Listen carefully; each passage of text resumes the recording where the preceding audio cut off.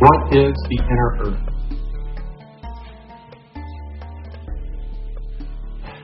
My first, introduction to any of the inner Earth information was on the smart glass pad. And for those of you who don't watch the show, it was a plexiglass-like pad that if you found it on the ground, you would think it was unremarkable. But there was a bio-neural interface component that worked with it, where it would show you what you wanted by thinking it, and would show you in your language, and you would get three-dimensional displays off of it. It was like a dumb terminal that connected to a database of all of this information. And we had two different databases. One of them was one that was owned by a non-terrestrial group that we're working with. I'm not exactly sure which group it was. I'm fairly certain it was the Nordics.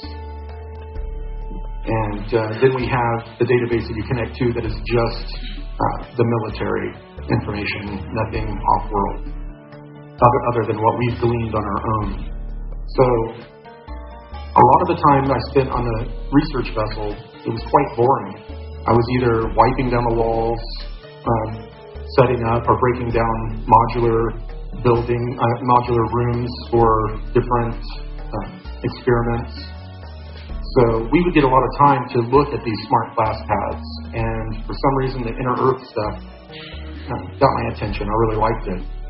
And there was a decent amount of information, but it was only probably in the late 70s that some of these beings that were connecting to military types, they were saying they were from a different star system, and it turned out that many of them came from below the Earth, and they were just telling us that for operational security, so we wouldn't, come down and ruin the good thing they have going. And in this case, we had access to a lot of very high-tech data. I was not super scientific-minded, so I stuck to the outline information more than I did the actual scientific papers, which I would tend to get lost in. There are major cavern networks all around the Earth. A lot of these have to do with the creation of geothermal activity, like lava tunnels. Some of them are quite large.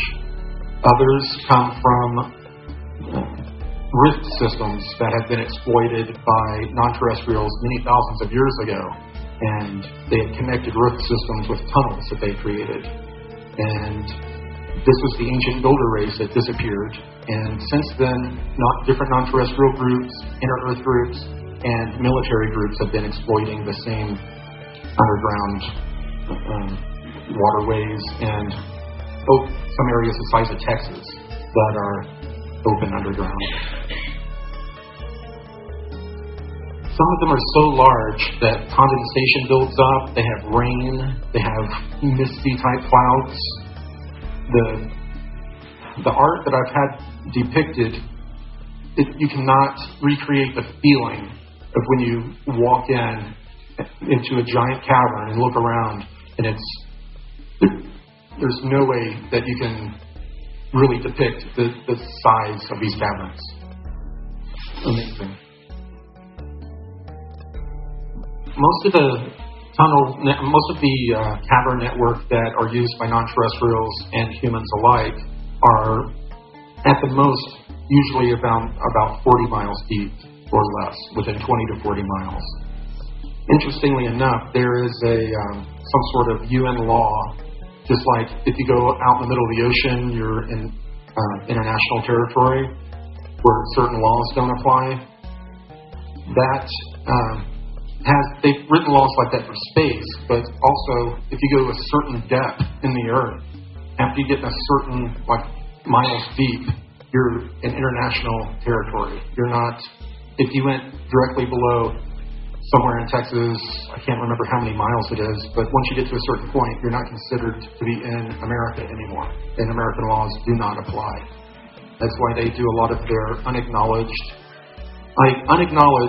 as Stephen Greer has said, programs is another way of saying illegal.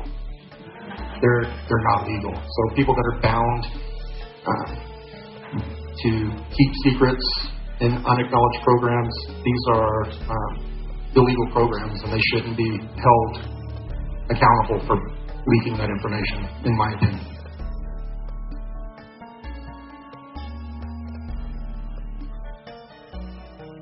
Interestingly enough, it turns out that humans on the surface have sought refuge in the inner earth many times in our history.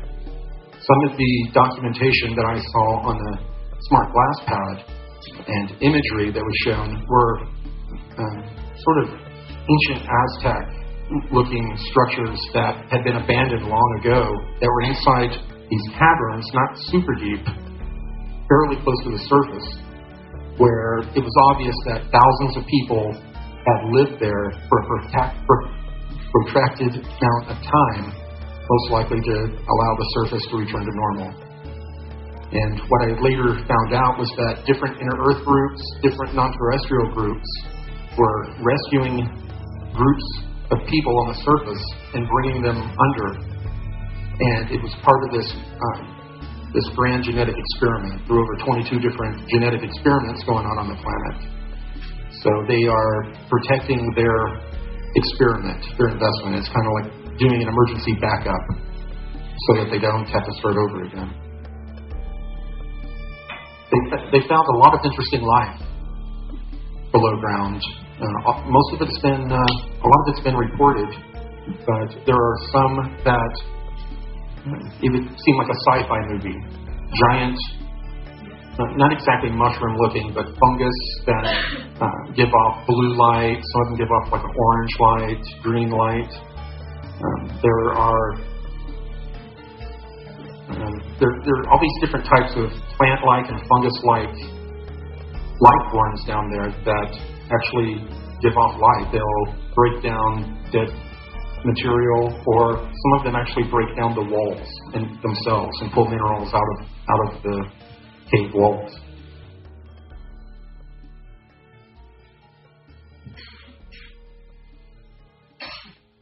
Now, what was really interesting in some of the imagery, there were huge cavern areas where it looked almost like a greenish sky. But what it turns out is that all along the ceiling was this lichen-type matted material that was absorbing the rock, it turning as a waste material, putting out bioluminescent light.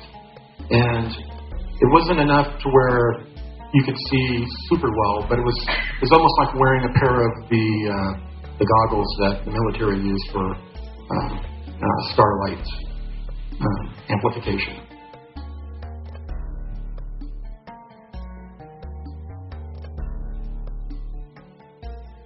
Of course, we're going to find all the things that slither and crawl down there, and most of them are either blind or have zero pigment in them at all, which I don't think is very surprising. The salamanders look really nasty, don't they?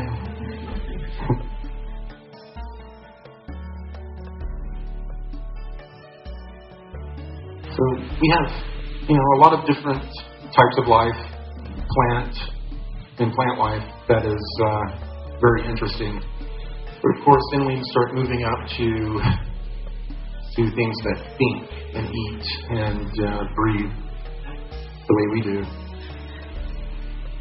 On Cosmic Disclosure, I talked about this first being that they would see a lot. They had red reflective eyes, large eyes, very pale, human. They were obviously a human group that had come down during one of these cataclysms and never left, and then started to adapt. Supposedly, they're very stealthy. You're very rarely going to see one. You might hear them, and if you catch them with your light, you're going to catch a very large pink-red iris on them.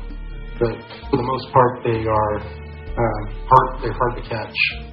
Unfortunately, in the military expeditions, when they would go down, they would want a closer look at a specimen. They would terminate it and then get a closer look. And unfortunately, the ones that I saw had been shot and were being videoed as they were being pointed at, and the ribs, and they were showing, unemotionally just showing the being they just shot. There are tall black reptiloids that control different areas below ground, and they seem to have their own agenda. A lot of them have mainly been seen in the Middle East and Northern Africa type areas underground. Now, there was a comic book that came out a long time ago. It was can't remember the name of it now. They were talking about these very elephant-looking inner Earth beings. They called it Darrow, that were very aggressive, very negative toward human beings. And I had actually seen information about them while I was in the programs.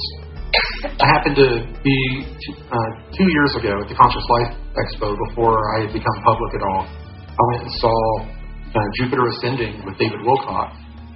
And we're sitting in the chairs, and this being pops up, and it looks so similar to the imagery I had seen. I was like, I slightly was like, whoa. But if you see David tell a story, it's like I had a mild seizure next to him or something. He likes to overanimate everything. But that movie had some interesting disclosure in it from a very dark perspective.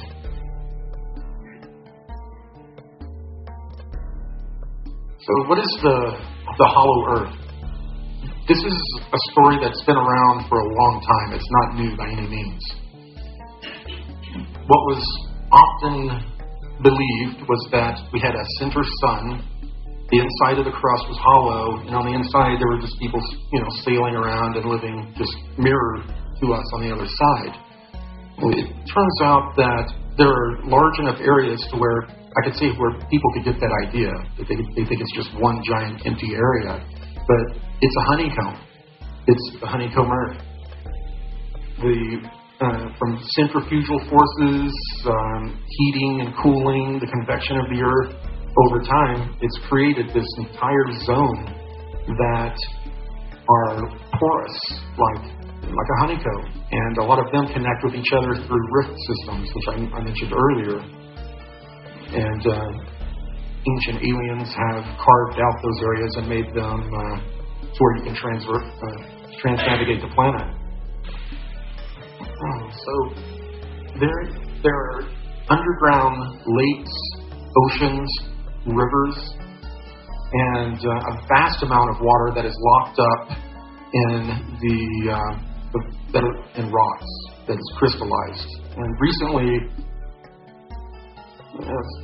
it's been scientifically announced that locked up in the rocks below ground, there's way more water than we have in our oceans. There's plenty of water down there, and a lot of it is very mineral rich, as you would imagine. These underground rivers it's pretty amazing how we have submarines that are navigating these underground rivers. Could you imagine being the Lewis and Clark that discovered and mapped out those areas? I'm sure there's plenty of information about people lost, some harrowing experiences doing that. The legend of Agartha, it really became popular during the 1930s and 40s. The Germans loved it. I guess that area of Europe. And they didn't think of it as a fanciful story. They believed it to be fact.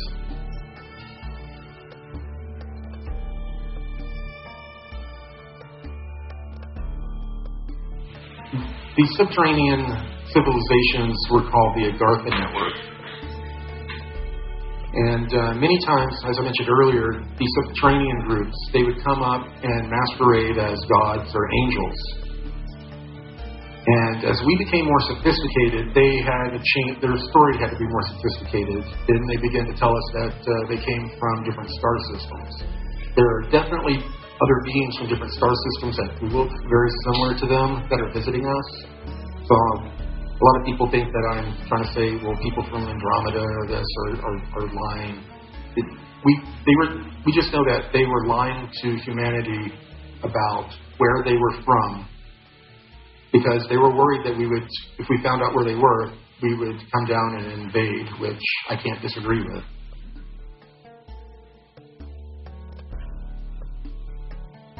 And of course, the Agarthan UFOs, they're called the Silver Fleet, which is interesting. One of the groups that I met that were associated with the Anshar, they have a fleet that they call the Silver Fleet. I don't know if it's the same or not. Admiral Byrd he's been a character that has been brought up all throughout the Inner Earth type of stories, and also anything that had to do with, the Germans being down in Antarctica setting up bases. But you can't really talk about the subject without bringing up Admiral Byrd.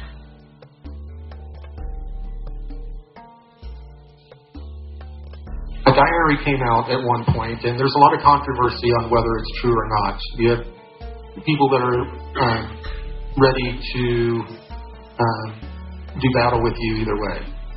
So I do know that in the programs that they stated that that part of his information was not accurate, that he had an actual diary that talked about that should come out someday, and after full disclosure, that talked about moment to moment everything that occurred on this trip down during Operation High Jump. But according to, and it's interesting that in recent excavations, I'm getting ahead of myself, that they're finding prehistoric animals down in Antarctica. Because in this book, he is stating that they started to see mastodon and woolly mammoth type beings. So there has to be some sort of truth or information seated in this diary that is giving us some information that we should pay attention to, at least.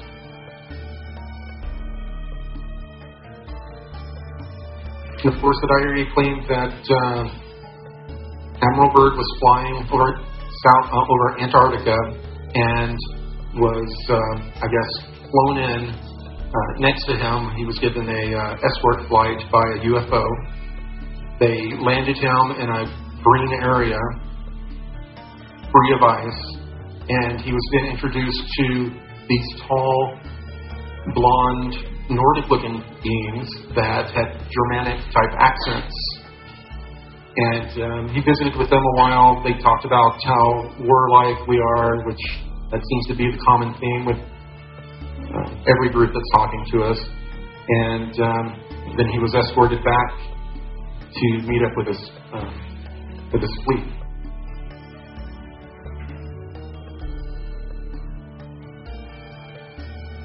I guess everyone's heard about the Nazis, and they were obsessed with the ancient information and how it could tie in to them and their conquest. They were going all through the Himalayas, going to these monasteries that hadn't seen another human being other than the people watching it in hundreds of years, went in with their machine guns and looted the places, and came out with some very interesting scrolls that looked exactly like a schematic for making spacecraft. So that they got a major head start with some of the information that they located. Now, while they were there, they found out that, and they were interrogating these priests and monks, they found out that these monks were claiming to be in contact with an inner Earth group, and that they were protecting their secrets, and it seems that finally the Germans were able to, through these people, meet these inner Earth groups that very well, a lot of people think they're the inner Earth groups, but I'm pretty certain that it's this Nordic group, this ET Nordic group that's been trying to work against the reptilians for millennia for not necessarily control of the Earth, but to try to help us fight back.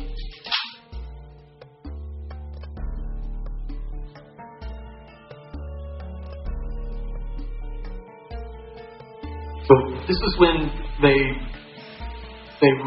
Germans really started to meet with this inner Earth group, or this Agarthan group. It was right around the same time that they also started to meet with the reptilians. And the reptilians were happier to give them more militaristic type of information and provide a place for them in Antarctica to move as the war winded down.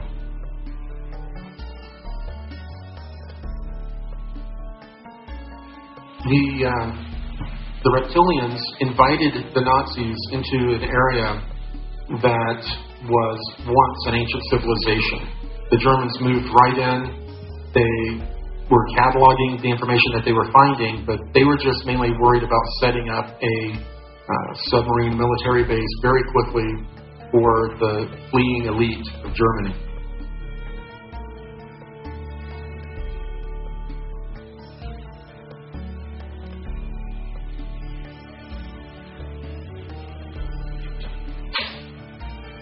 This is the Mayan group. This is really the first group I really ended up getting introduced to.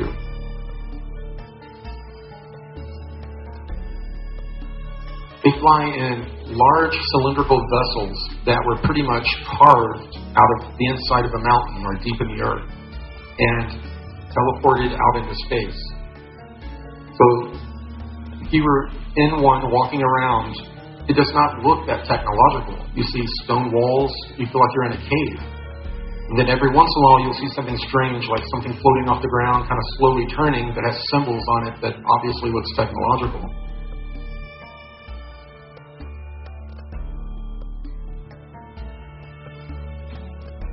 Back before I really started talking to David about all of this, and all of this came out, I had recently had a detached retina, and I was having surgeries from it. And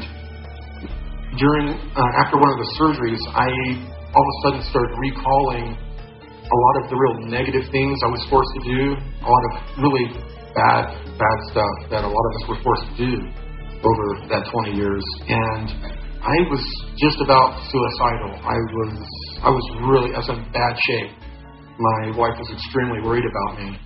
And then one night in my house, a human being pops in along with a bunch of these Mayan-looking people.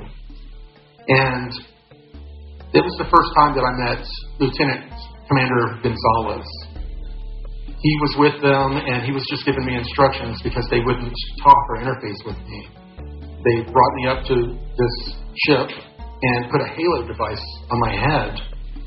And they used their technology, their healing technology, to help me, I guess, not really forget, but file away some of those memories. They told me there was no positive reason for me to have access to them at this point. And a lot of the other memories, somehow they removed the emotional charge associated with them. So I could have the memory and not have the flow of emotions that were associated with it.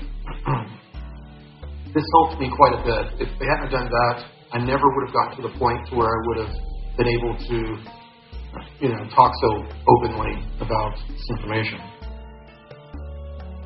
Most recently, they've been doing a lot of further help with me. It turns out that all of the blank slating that they had done to me, the experience in time in these high magnetic fields that these torsion field drives have on our craft, they're not good for your neurology at all over long periods of time. So a lot of people, when they come out, they start having weird purple tunnel type neurological issues all over, memory issues, and I've been having a lot of those issues, and they've been helping me what little they can, because a lot of it has to do with if they don't want to, I guess, reactivate memories and emotions that they helped help me with earlier. So I'm going through that with them, and Gonzalez uses this, looks like a black cue ball. And he walks up and he just scans my forehead and will scan me up and down with it.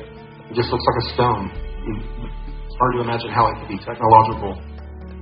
And then I finally had my meeting with the Inner Earth people. It was it was just a story I had read on the smart glass pad, and other than, I really didn't know what had happened with the Mayan group. I didn't know who they were. I didn't know they were an inner Earth group.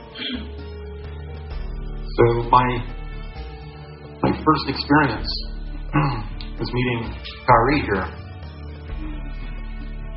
She's they put in their inner Earth virgin priestess.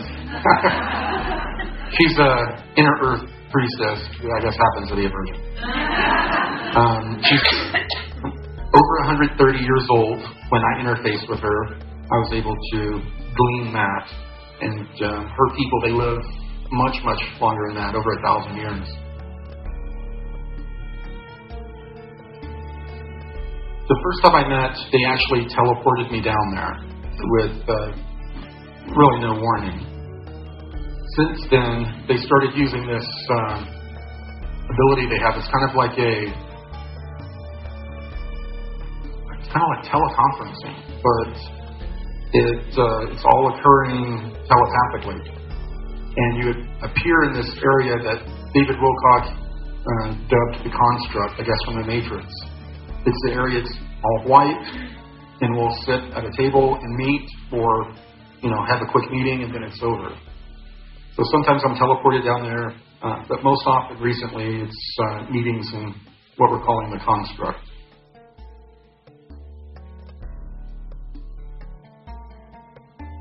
I met 7 different groups when I was down the first time, and the fact that these 7 groups were coming together was unprecedented. They don't normally associate or work together, but a lot had been going on with people from Earth using new scalar type of weapons and striking deep in the Earth to try to get to them.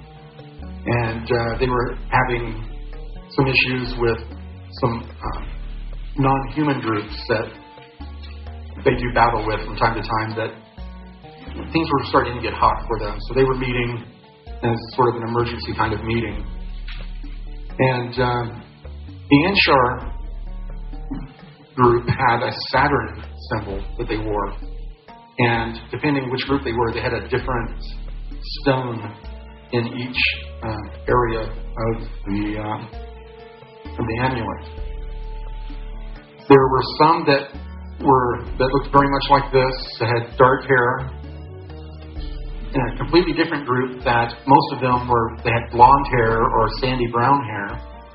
And then the third group that Kari came from, that they were almost albino, completely white hair, and they had blue eyes, and they were all very pale.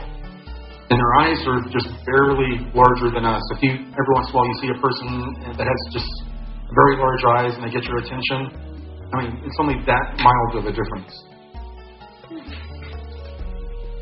This group here, a lot of, since I've announced them and talked about them, a lot of people have had negative energy feelings from them. This group is mostly based, believe it or not, on Venus. And they have enclaves here on Earth as well, but they're sort of militaristic, and they're very serious about guarding the treasures on Venus. So that's what they do. But the other inner Earth groups seem to also, I wouldn't say didn't like them, but they didn't really seem to trust them. Kind of kept an eye on them. And then we had a very Asian-looking group.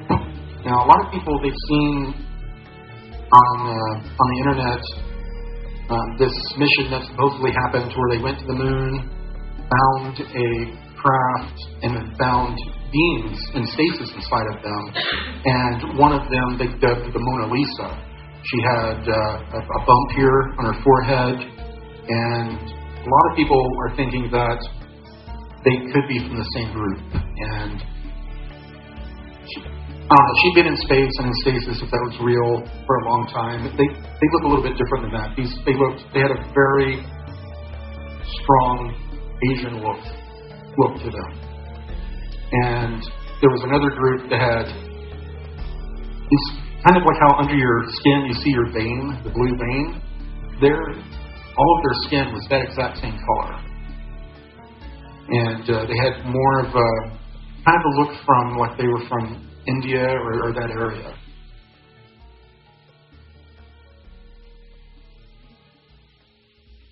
They were all speaking back and forth what I was told was a pre-Akkadian language, very strange, different sounding than what you would hear. If you were a linguist, it would stand out very much. And there was an African-looking group that had a very strong, loving presence about them. It was, you could really feel it.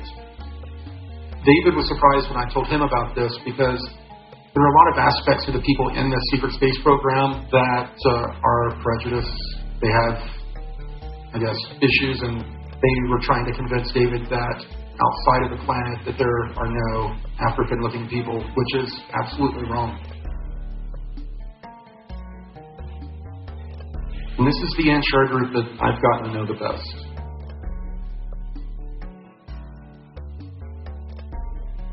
Here's the blonde-looking ones. Same amulet. This is the group here that they had a space fleet or a fleet of spacecraft that are very formidable that they call the Silver Fleet. And I have no idea if they are associated with the other groups that have a Silver Fleet.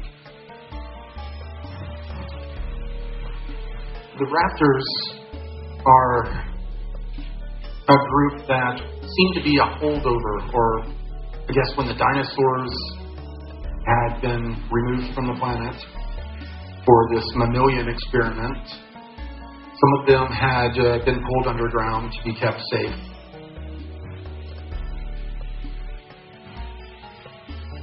They're a remnant of the dinosaurs. They're proto-warm-blooded, and they look and move more like a bird than you would think of a reptile or a dinosaur. Real jerky, quick movements. Very fast. They're very fast.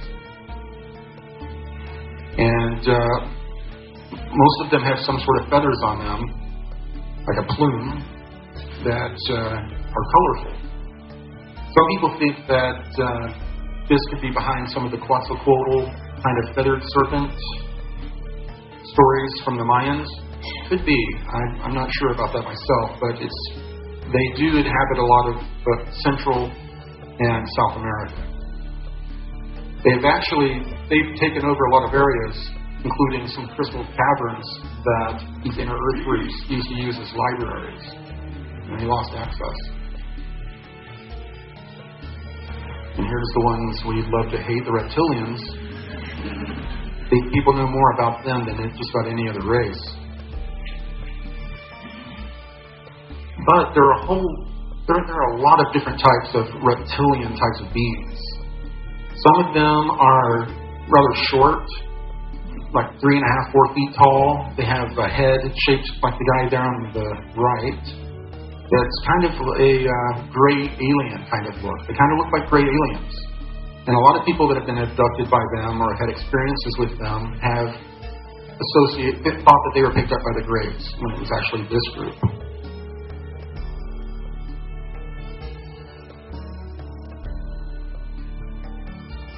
And of course, we have the tall, white reptilians that are the royalty. These beings they're incredibly telepathic. Like, I've interfaced with a number of different types of beings, but nothing that, and I hate to use the word, but it almost seemed like a rape. They grab your mind, they force you to experience what they want you to experience, and it's a humiliating experience, and it drains you. A lot of these other beings, they are very give and take in their communications with you, and don't just take you over. A lot of these reptilian groups, they run joint bases with modern humans, and we've been working alongside with them for the Americans, at least since the 50s, when, after Operation Paperclip, allowed the Germans to infiltrate the military-industrial complex and pretty much take it over.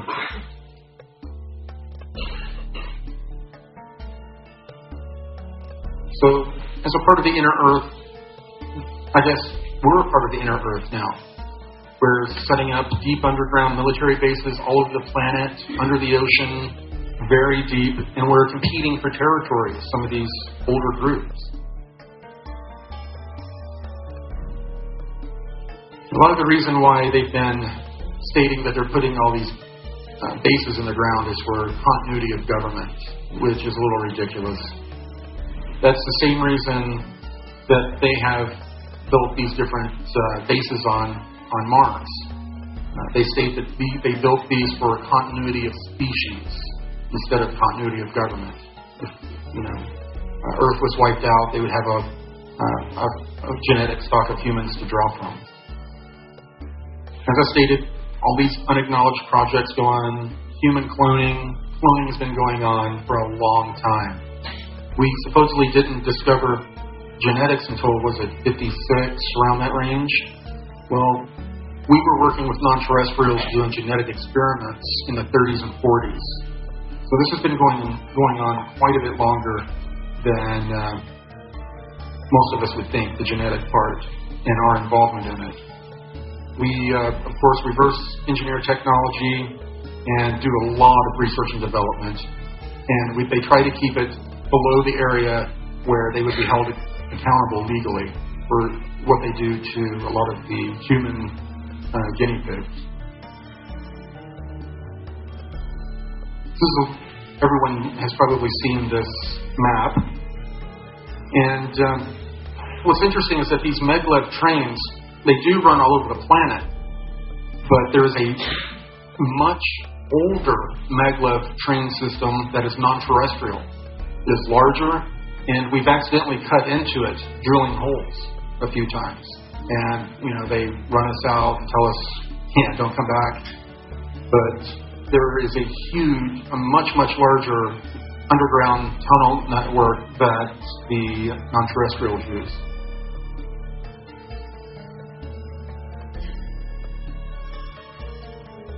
Recently, I received a report that I wasn't sure about. David Wilcock talked to Pete Peterson, one of his insiders, and he seemed to back it up. After the election, a lot of these bases, FEMA-type bases, were supposed to be turned over and to the next administration's leadership. A lot of these people refused to do so. They locked the doors and said they weren't coming out. So we sent in Marines. The Marines went down and took forever to break through all of the concrete, the rebar, this reinforced steel. And they were told, once they broke through, to give everyone in the base one opportunity to surrender. If they refused to surrender or responded violently, they were ordered to wipe out all inhabitants. To wipe out everybody. Unfortunately, they did not completely brief a lot of these Marines that they might run into non-terrestrial beings. So a lot of these guys, they were really freaking out. They had a lot of problems because they went in, it was bad enough that they were having to kill all these humans, but now they were face to face with 8-foot-tall devils. And they were doing battle with them. Of course, we eventually, took the bases, but these soldiers, I've heard, they did not take it well, and they have not been recovering well from it.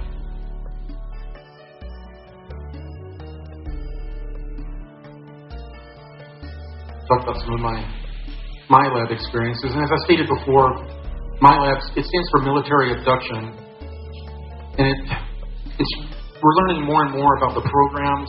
Everybody wants to lump them under MK Ultra or this or that. There are so many different types of programs that we really need to come up with a different term. My lab just doesn't seem to be accurate anymore.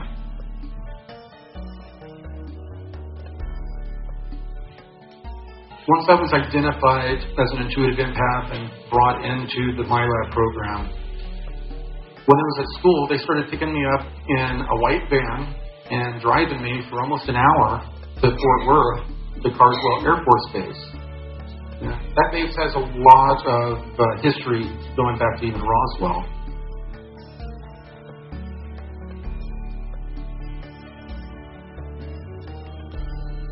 And of course, I would be taken with other kids. We would meet them. We would drive onto the base into a kind of a carpool area that was a hangar for just cars. We would get out, walk down a hall a little ways, and then take a large elevator deep into the ground, where we would come out, and there would be more hallways with a guy in front of the intersection of the hallways, and the elevator had a little card table that was checking IDs and making sure you were supposed to be there.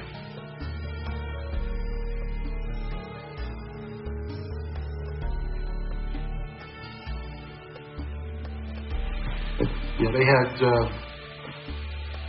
and it didn't turn out that the base, the wing commander knew what was going on. I ended up talking to someone that served closely with him, and they didn't believe me, and then I described the base where I was driven, and they were shocked. The tunnels that I went to, they had been in them. They said they were they were built during the Cold War era, and they were shocked. At this point, this is when they started to acclimate us to extraterrestrials. And we're trying to deprogram this natural fight-or-flight response we have. And I haven't really seen that it can be totally deprogrammed. I mean, right now, if I'm not expecting a reptilian or one of these other beings to appear here, if one appears, I get overcome with a fight-or-flight response. And just about everyone does, especially if they don't look like what we would consider benevolent. We have a visceral reaction. They were trying to program that out of people as much as possible, and us as children especially. So they would put us in situations in the beginning to where they would give us virtual reality scenarios and then start introducing non-humans through that way, or we would come out of being under that type of technology. And when we went into the remote viewing session, or the augmented reality session, there would be like 3 or 4 guys sitting at a table, and then we would come out, and as they were unhooking us, you'd be looking around, and all of a sudden there would be a gray alien sitting at the table. And no one would say anything about it. They would just, get you all unhooked, and then you would walk out. And they started to acclimate us like that.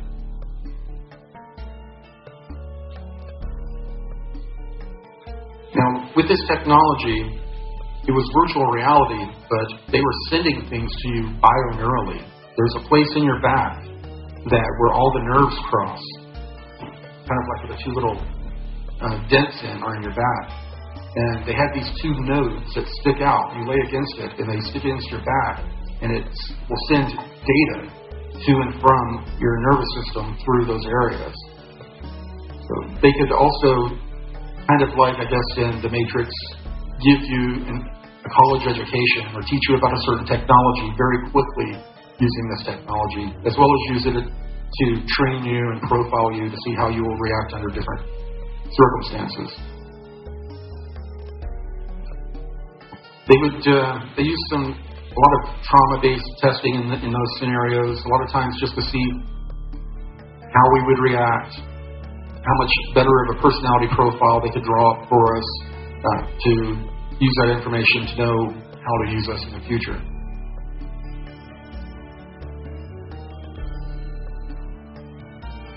At one point, we were taken to a crystal cavern.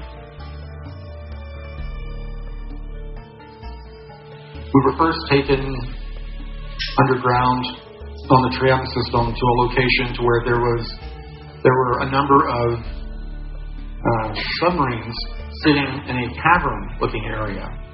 They looked like regular submarines to me of the era.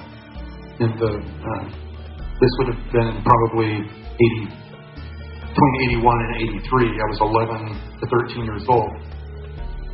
So they loaded us all in these different subs and took us down. And where we ended up at the time was miraculous. Since then, they've discovered similar looking caves. This one in Mexico, where these are huge crystals that have formed over millions of years. That it was about 140 degrees where we went, and they had us hooked up to instruments that monitored our health for several different reasons, as well as they had cameras. They had all types of different equipment in the room that were doing some sort of, they were measuring, trying to measure something, like electrically.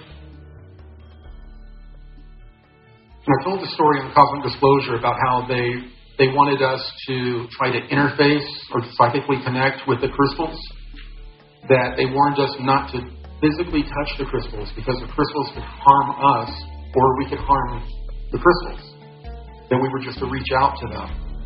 And when I did so, I started to see this pink kind of aura around the crystal, and I got a download. I really couldn't, it was just too much information for me to try to do a little stop in time to look at the picture. But when we were recently going over this information for the graphic novel, I remembered not really in the middle of all of this, but kind of back, was a very tall being in a similar suit we were in. I could just see this part of their eyes, between the top of their lip and their forehead. And they had very large, pale blue eyes, and their skin was alabaster white. Interesting. I think some of the work that I'm doing with Gonzalez with my memory and trying to fix some of the neurological issues, I'm starting to trigger information that for some reason they didn't want me to have. It was beautiful. They were beautiful. And, we were told that these crystals they had a life force to them. And basically when we interfaced with them, we connected with them and were downloading information like a USB drive. And later, the information was, downloaded out of us.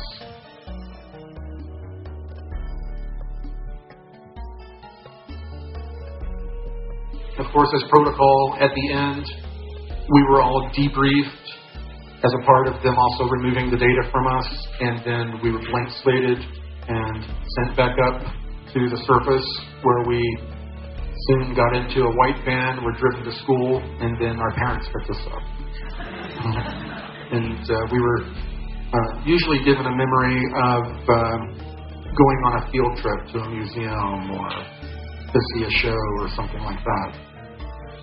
The screen memories seem to fade away very quickly for me, about 3 to 5% of the people. For some reason, about 3 to 5% of the people they use these technologies on, they're unsuccessful, at least for very long. The way I've explained it is that, how do we have memories from past lives? Our physical brains were not there to record the information. Well, obviously, we have since I was in the IT field, we have a physical hard drive and we have a virtual hard drive. And everything we experience now and in other lives are backed up to that virtual hard drive. This physical hard drive can be messed with. It can be reformatted. It can be reprogrammed.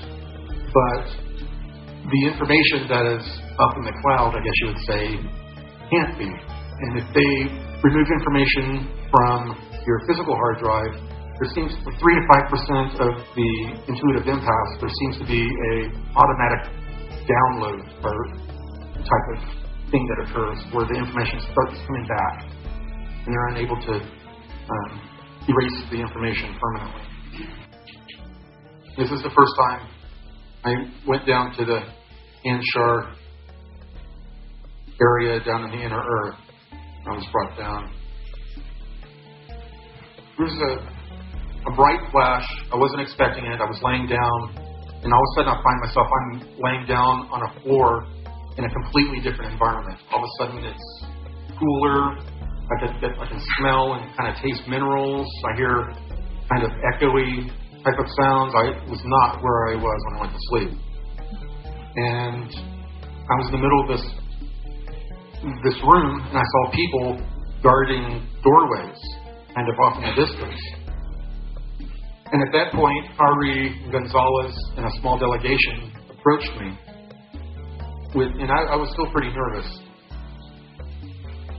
They then brought me to this cleansing room, which was close by. And it was because we were on holy ground, I guess you would say, we had to remove the clothing we were wearing and cleanse ourselves in this pool. And, for them, it was not that big of a deal. But I was probably about 60 pounds heavier, and all these people looked like vegans. So first off, I wasn't real excited about taking my clothes off. And Gonzalez wasn't making it any easier. I was kind of trying to hide the best I could, and Hari comes walking up with towels and the tunic thing that I was supposed to wear, the robe. And as she was walking up, I was kind of using him in between us to block. And he saw what I was doing, and he got a real devious smile on his face, and he took one giant step back. So she gave me the robe and the little towels and left, or stepped back away, and then I was guided through doing the embarrassing cleansing ceremony. Once I had the robe on and I kind of shrugged off that experience, we headed towards the actual meeting. And I didn't even know that it was really going to be this big of a meeting, but this unprecedented meeting between the 7 different groups. And above the doorway in the main room, they had Vesica Pisces symbols above each doorway. And the little hole in the middle, it looked like you could stick a dowel piece of wood in there. It looked like it held something.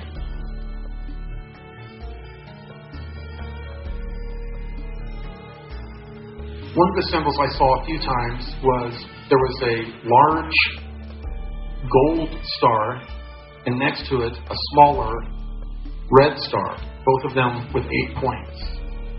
And it ended up being on the main table when I walked in for this meeting.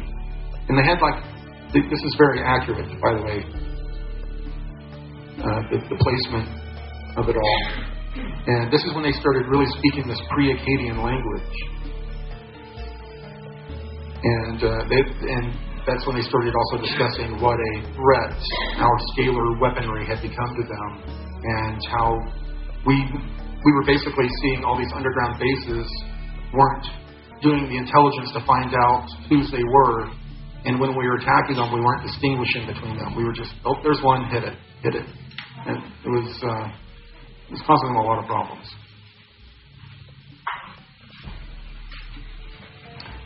When I was taken to see the city, that's when I was blown away. I walk out of this area, and it's like when you walk up to a building for the first time and you find yourself looking straight up. It's the perspective is so quickly changed on you. It was like being on a different planet.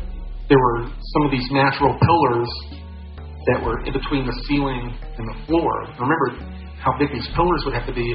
You could fit Texas inside of this cavern. And there were lights, windows and lights, and looked like balconies all up and down this giant pillar. There were all of these craft that were flying around overhead as well, and they were just disappearing into the side of a wall as if they were just dematerializing and passing straight through.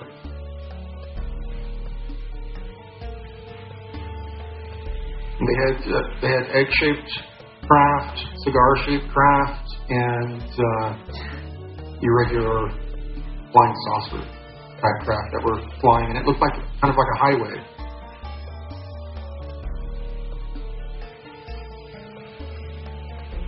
It was interesting with the giant buildings that just like domes of light. I didn't get close enough to see what they were, but They were very large, about the size of like a football stadium. They were very large. Later, I got to see this very similar type of scene. I was flown in one of the egg-shaped craft over the city and through the wall on a recent expedition. Well, what do the Anshar eat? They're definitely not carnivores. They very much into eating vegetables and fruit that are grown in a certain way, a very high vibratory way.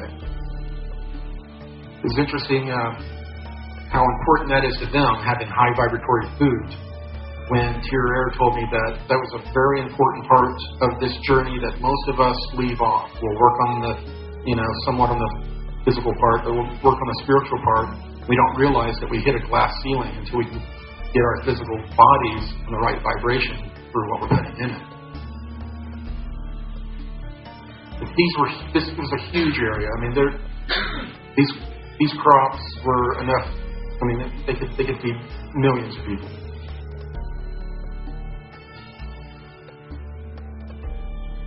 We were taken again to this other area that was kind of apart, and it had all sorts of animals in there from a prehistoric era, an area that I believe it was before the last cataclysm or the last ice age. You could hear the animals in the background. At one point, when we were close to being done, some sort of a loud cat or lion-type creature roared. I could feel it in my chest. It startled me, at least. And in the middle of that room was a giant obelisk that was very weathered. It looked very ancient. And directly above it, towards the top of the cavern, was this giant plasma ball that was putting off the full spectrum of light that our sun does. And during this time when I had just delivered this information, and David Wilcock got that real shocked look on his face. I've seen a million times now. And dug around and pulled out a file and then displayed it to all of us at Cosmic Disclosure. And it was his current book cover. Saturn in the background, a giant glass obelisk with the sun above it, a plasma ball above it. It was a really weird correlation.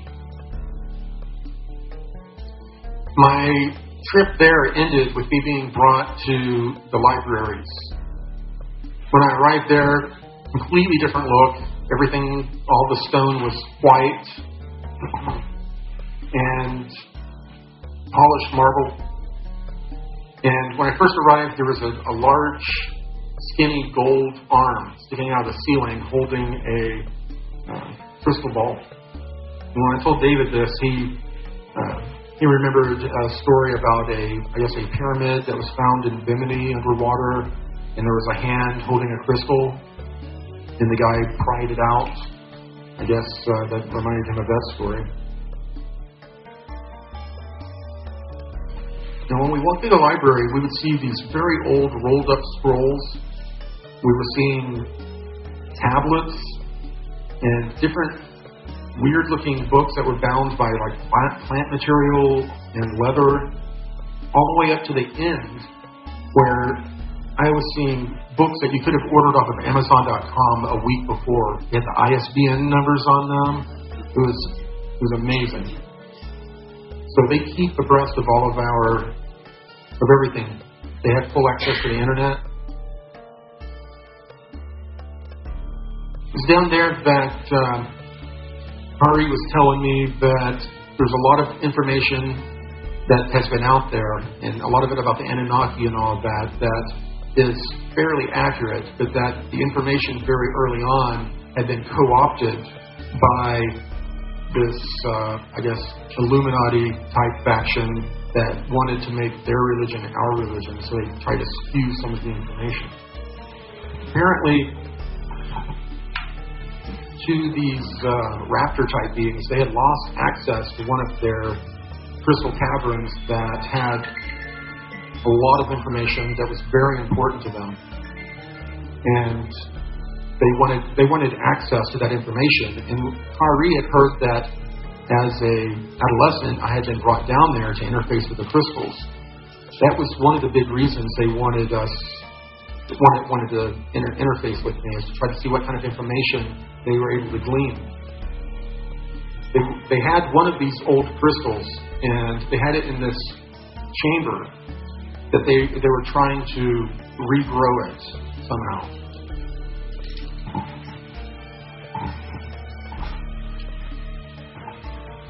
Kari she had told me that she wanted to experience the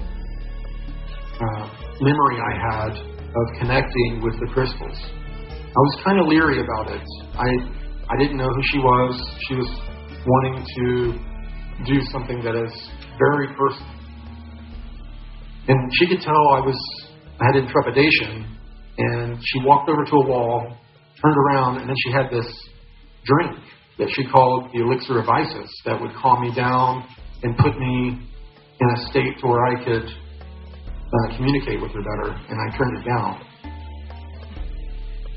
At that point, we sat down and leaned across each other and had our elbows on our knees and held hands.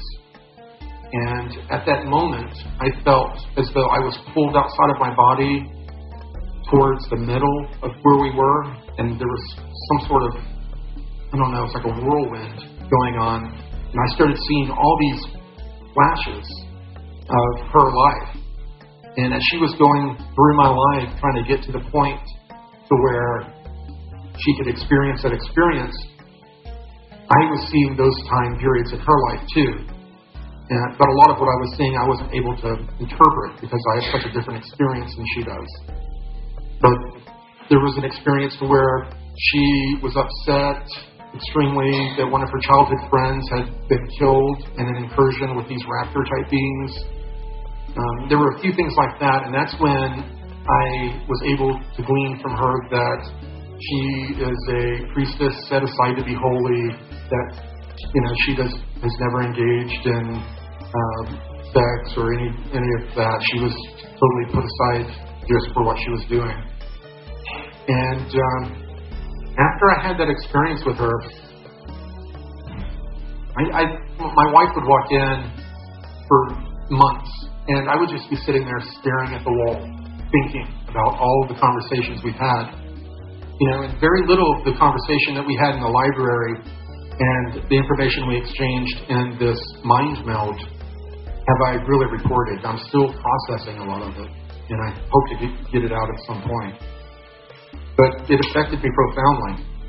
After that, it was very soon after that, I found myself having to get on the high vibratory diet. I was eating corn dogs. I was 268 pounds.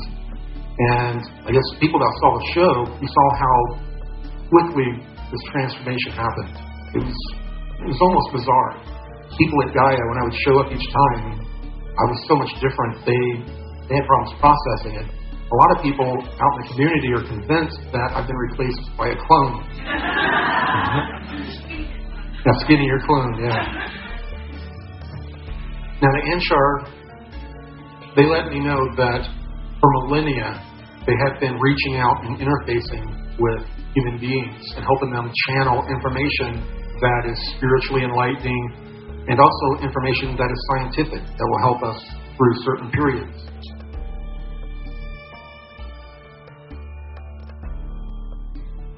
When I walked through this library area where all these people were kicked back in these egg-shaped chairs, it was, I don't know, it's surreal. You're walking, you see all these people kicked back, kind of like in meditation mode. A lot of people would love to see that here.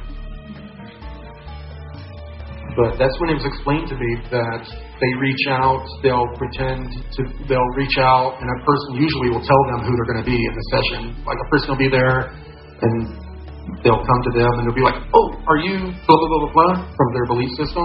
And usually they'll be like, "Okay, it's a positive figure. Sure, we'll roll with it." And then they start giving this positive spiritual information or technical information. And not just this group are reaching out. We're in telepathic communication with a lot of different beings, and a lot of them are these like archangel and beings that are in another realm, not physically with us.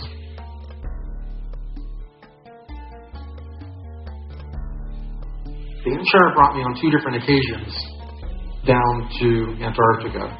The first time was just for what they called a reconnaissance flight. They wanted to get this information to the SSP Alliance and a few other people, and so they pretty much just brought me along for the ride. This is the vessel we were on. Gonzalez called it a bus because I guess when you walk in, it's seated very similar to a bus, and it looks kind of like a bus. So he was calling it the Inshire bus.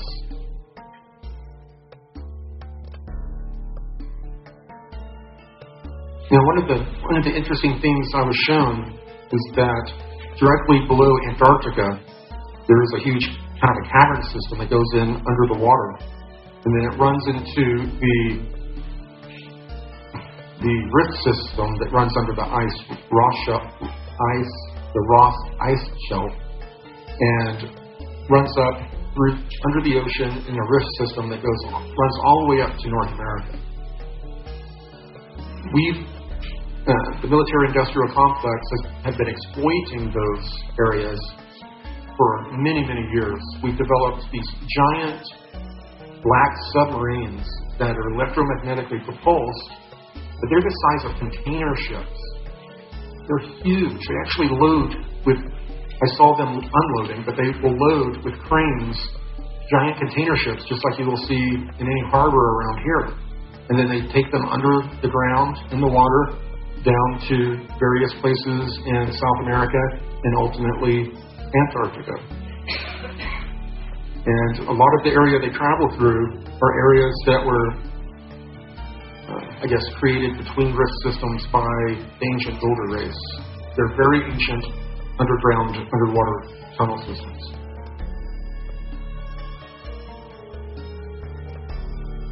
As we were flown in, once I really realized that there was an industrial area under the ice, I learned that they told me not to get lost in the telemetry or the information because the craft we were on was very intuitive. If I would wonder about something, all of a sudden all this data would come up about it. And the experience was happening so quickly, if I would look at the data, I would miss a whole lot of other. So she was telling me the data is being captured, it will be sent to the proper people. Just focus on looking out the window, basically. It wasn't a window. And one of the things we saw was a giant, in the middle of this sprawling industrial area, obviously built by humans. They had a huge power plant that was, it created power from geothermal. It went into the ground, and the geothermal heat allowed them to create steam, which works a lot like like nuclear power here that we use. There were large buildings and structures. Like I said, mostly what was above ground there looked like military-type base and industrial, like they were building something and excavating something. I wasn't quite sure. A lot of the steam plumes were coming up from pools of water. The water was so hot that it was steaming that was coming out. And come to find out, that's what's creating a lot of these ice caverns, is the geothermal heat coming up. And it's increasing. The geothermal heat is getting more and more active down there. It's raising the entire temperature of the ice shelf by like 1 degree every couple years, which is enough to cause a massive melt at some time in the future if it keeps occurring at that rate. The excavation that we're doing underneath the ice is further destabilizing the ice. And it's a problem right now. It could cause some serious issues if a giant shell broke off and fell in the water. It could cause tsunamis.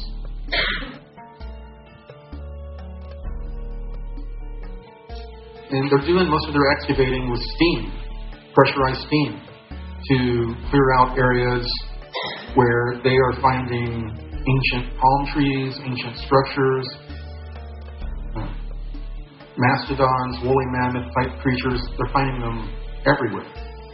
They were flash frozen.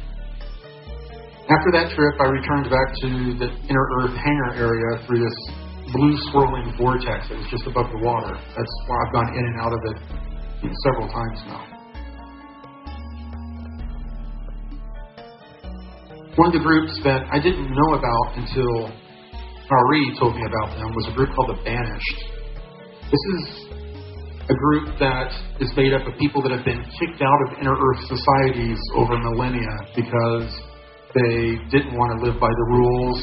A lot of them, it turns out, just fell in love with surface humanity. Even though we're going through these wild, crazy times and we're mostly misbehaving, something about us enamored them. They came out and wanted to live amongst us and help us grow, but at the same time, they have service to self type agendas as well. So they're not seen as positive, more neutral.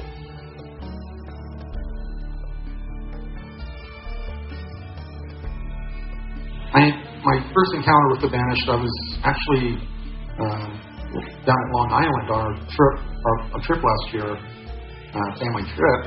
I was laying in the bed, and my son was in the bed next to me, and then there was another queen-size bed in the hotel where my wife and daughter were laying. And I woke up, and I see a woman's head above me, and she's looking this way, and then she looks down and realizes I'm awake, and looks surprised, and then she reaches down and just touches me like that real quick, and then it was over. It was disconcerting to me because my family was in the room, and afterwards I was having a lot of really weird dreams, thoughts that I don't normally have, very bizarre thoughts and feelings. And as I started to find out more about these people, I started to find out that they tend to seek people in positions of power. They try to intermarry into rich families or powerful families, and that they were having children with these regular human beings. Now, it was probably about 6 weeks. I was having all of these bad dreams, weird thoughts. I just wasn't myself. And I had met with Kari a few times during that time period. Finally, I was pulled down in the middle of the night, white flash teleportation, and she guided me to this room that had a table on it, where she told me that this banished person named Mara had infected me somehow with entity attachments, and that these entity attachments were being used to keep tabs on me and also to get information or intelligence about what was going on with the Anshar. She had me lay down, and she pulls out this real long crystal and starts waving it over me. And it's making noises kind of like how crystal glasses with water in them, you rub your finger around them, they make kind of a singing noise. It was making these different noises, and then all of a sudden I started seeing these shadows darting away. So, they were removed. I was glad they were removed, but I wasn't very happy that they were there to begin with. I asked her why she hadn't removed them in our prior meetings, or at least told me about them. And she stated that they had to wait till they had tried to attach to my energy vortexes, but just before they completely attached, to remove them.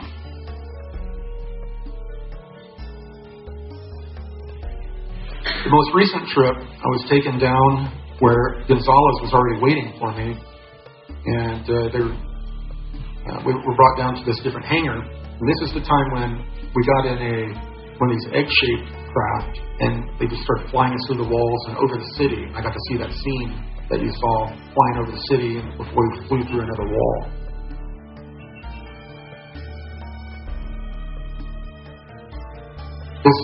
We went up through a blue swirl came out of the ocean basically in a blue swirl and darted very quickly and got to where we were going in Antarctica.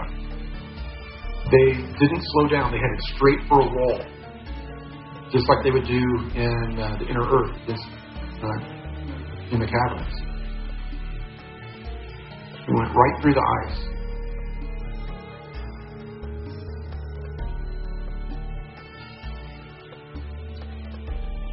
We ended up in a very similar area I'd been to before, a big giant cavern of ice, where about a football field or two away were a bunch of people steaming the ground, digging, and they didn't notice us. I don't know if we were cloaked or not. So Kari was with us, and two of the real tall Asian-looking inner Earth beings with the heads of crystals under their head, under the forehead. And then Gonzalez and I. And they had us put on these real fine mesh, almost like chain of mail suits. We would put them on, put the boots on, and they would just come together. Just mesh together like one piece. And then they had us put on this thing that you put your head in through the front. And it was kind of like a fencing mask. And it sealed up behind us, and then a screen lit up, and you could see everything going on around you. It was really amazing. We could see all these bodies that were lined up pretty close to the snowbank that were of all different types. There were some of these, what I've described as the pre-Adamite types, with the large skull, 12 to 14 foot tall. And it looked like the bodies had been through something incredible. Some of their arms were stretched out and wrapped around their torsos. They were pretty beat up. And there were different types of humans that were there too.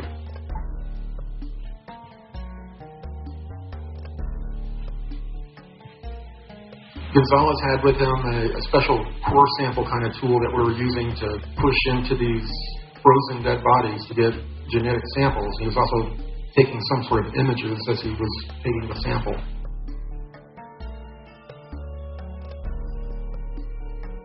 One of the ones that I did a sample from was, there was a probably a little bit shorter than 5 foot tall being that was curled up, much like this. And they had a tail that was sticking out, kind of out and frozen. I could see the folds where the tail connects to the back. There were these weird, like, kind of folds of skin.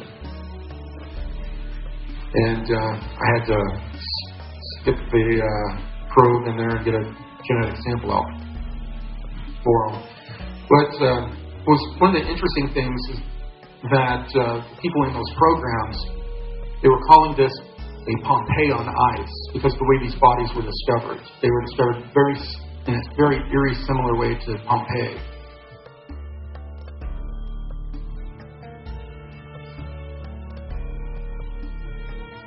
These were, the one on the right is one of these original pre-Adamite type beings.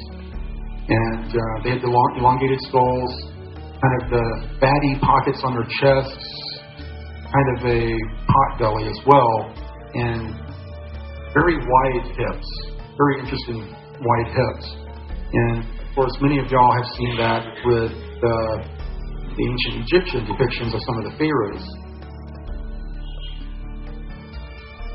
Akhenaten and some of them that were depicted with strange physiology. And some of these elongated skull beings that ended up ruling Egypt and other places they were survivors or remnants after the last cataclysm that happened. These, I guess, lack of a better word, these Atlanteans were stranded in little enclaves all over the planet. They no longer had access to their technologies, or most of their technologies, or each other. They were separated and really didn't begin to talk with each other again. There was two different groups. One group was Europe, Africa area, and another group was here in the Americas. And until after the time of Columbus, they were not able to really interact with each other. And there seems that there is a long long-standing competition or feud between the two groups, as it is. These images really show, I guess, the strange bodies that they have, the pockets of fat on the belly, and the real wide hips and narrow waist. It's striking. Back to the original, the bodies we were looking at. We were then shown that there was a little bit of stonework sticking out of the snowbank we were next to. So, without missing a stride, Kari and the two other Inner Earth people just walked through it as if it wasn't there. And Gonzalez looked at me, I looked at him, and we followed them. And when we got inside, the room was lit, and it was a library. There were all different types of scrolls around, very large, looked like someone with large hands, a large beam, was using it. And on the wall there was a bowl, and there was a little bit different than this image that was depicted. There was 3 rings with a arrow stuck in the middle of it, almost like a target. The 2 Asian-looking Inner Earth people walked directly up to one of these trays and started loading metal scrolls into this collapsible crate that they had with them.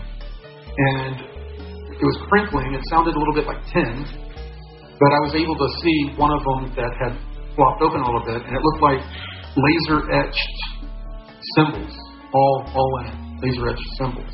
And to this day, I still don't know what type of intel or information it was. But obviously, they wanted to remove it before that area was excavated.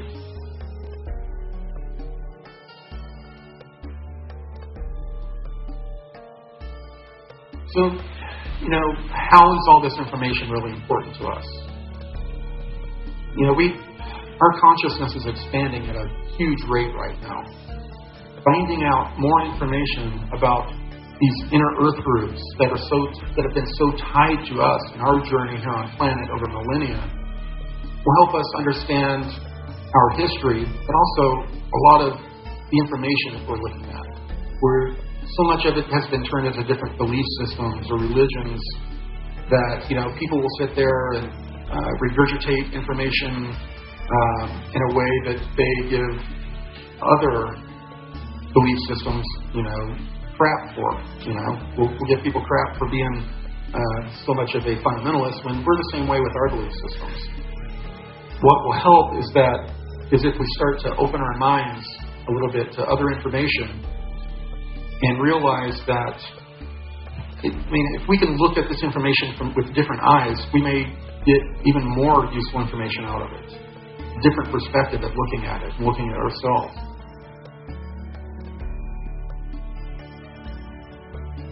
Of course, I have to talk about the graphic novel. Interestingly enough, when I was conversing with Tier Air, stated that all this is really great work for planting information to the seeds of consciousness, but they wanted not only me, but all other light workers out there to find a way to not just be preaching to the choir. The people I'm talking to here, you already have a propensity to believe some of this stuff, or believe a version of it. We need to get this information out through our different talents, different ways of art, music, different types of media. And I don't want people to feel like they have to just spread the blue avian message or this information, but I think everyone right now is being pushed to spread this positive information, loving information in a way that will kick in the 100th monkey effect on a larger scale. More and more people, they won't know why, they'll want to be more positive. Basically, I was told to do this and get this information to the gaming people, the sci-fi people, that their consciousness is already primed for a lot of this information, but they see it as entertainment purposes only. But if you can get a message into them, why not? So I think that's what we're going to start seeing. A lot of people that do what we do, people with the arts, music, You're going to find people being compelled to spread this blue avian type message of being more loving, forgiving yourself, being service to others, and trying to change the world one person at a time.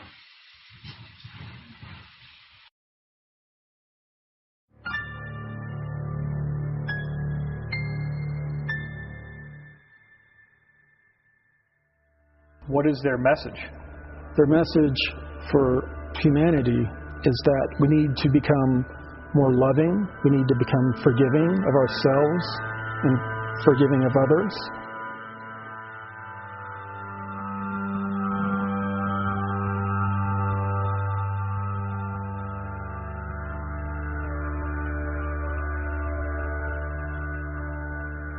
We need to focus on becoming more service to others on a daily basis. And we need to focus on raising our vibration and our consciousness.